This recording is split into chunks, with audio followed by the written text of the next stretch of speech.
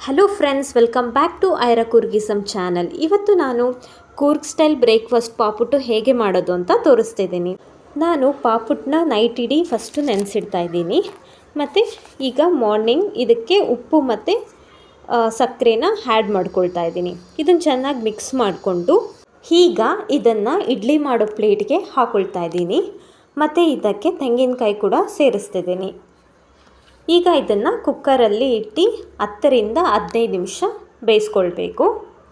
ಇದಕ್ಕೆ ನಾವು cooker whistle ಏನು ಬರುತ್ತೆ ಅದು ಹಾಕೋದಿಲ್ಲ. ಅದ್ರ ಬದಲಾಗಿ ಒಂದು ಗ್ಲಾಸ್ನ ಕ್ಲೋಸ್ ಮಾಡ್ತಾ ಇದ್ದೀವಿ. ಅದೇ ಟೈಮಲ್ಲಿ ಈಗ ನಾನು ತೆಂಗಿನಕಾಯಿ ಚಟ್ನಿ ಕೂಡ ರೆಡಿ ಮಾಡ್ಕೊಳ್ತಾ ಇದ್ದೀನಿ.